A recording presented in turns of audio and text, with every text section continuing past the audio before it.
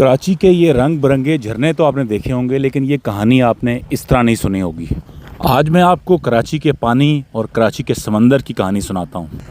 ये जो पानी का आपको नाला नज़र आ रहा है, जिसमें सीवरेज का पानी तैरते हुए समंदर में जा रहा है, कराची में इस तरह के सैकड़ों नाले समंदर में डायरेक्ट गिरते हैं और लगभग 28 के करीब बड़े नाले गंदे पानी और सीवरेज और उसके अलावा इंडस्ट्रियल वेस्ट और तमाम किस्म की गंदगी को लेकर समंदर बुर्द किए जाते हैं बग़ैर ट्रीटमेंट के। ये वीडियो उन दोस्तों के लिए है जिनको कराची के समंदर और कराची के साहिल से बदबू आती है, और ये बदबू क्यों आती है ये आज आपको इस वीडियो से पता चलेगी।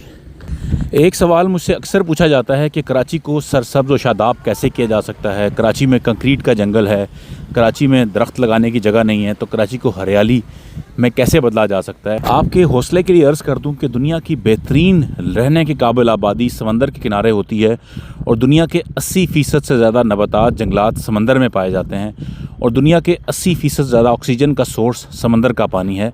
तो अगर आप समंदर के किनारे किसी शहर में आबाद हैं तो आप दुनिया के बेहतरीन माहौल में ज़िंदा रह रहे हैं। शर्त सिर्फ ये है कि जो इस वीडियो में हम बात कर रहे हैं इस पर अमल किया जाए। WHO की रिपोर्ट के मुताबिक दुनिया की 7 अरब आबादी का फ़ी कस रोज़ाना 200 लीटर पानी कंज्यूम करता है, तो कराची में रोज़ाना 6 अरब लीटर पानी कंज्यूम होता है और ये सारा पानी गंदगी की सूरत में हम बग़ैर ट्रीटमेंट के समंदर में फेंक देते हैं। अगर हम सिर्फ एक काम कर लें तो हम कराची को गंदगी से बचा सकते हैं।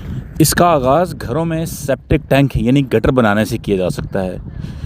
मेरी मालूमात के मुताबिक कराची की इस वक्त 90% से ज़्यादा आबादी गटर के बग़ैर अनट्रीटेड पानी नालों में बहाती है और यही पानी डायरेक्टली समंदर में जाता है। इस वीडियो के अख्ताम पर 4 सवाल आपने ख़ुद से पूछने हैं। नंबर 1, आपके घर में सेप्टिक टैंक है और आपके घर का ये गटर कैसे काम करता है, क्या आपको ये मालूम है? आपके घर में रोज़ाना कितने लीटर पानी फ़ी कस इस्तेमाल होता है और उस पानी में से ग्रे वाटर और ब्लैक वाटर कितना है? आपके घर में रोज़ाना कितना कचरा आपके घर से बाहर फेंका जाता है और वो कचरा आखिर में कहाँ जाता है, ये सवाल करना है। हम कराची में रह के इस समंदर की हवा और समंदर का लुत्फ़ तो लेते हैं, लेकिन क्या आज तक आपने कराची के समंदर के बारे में सोचा है कि आपके घर से कितनी गंदगी समंदर में गई है और इसको कैसे रोका जा सकता है? और इस पोल्यूशन और गंदगी को साफ़ करने का पहला स्टेप हमारे अपने घर से, यानी कि हमारे अपने घरों के सेप्टिक टैंक से शुरू होता है। बाकी तफसील किसी और दिन।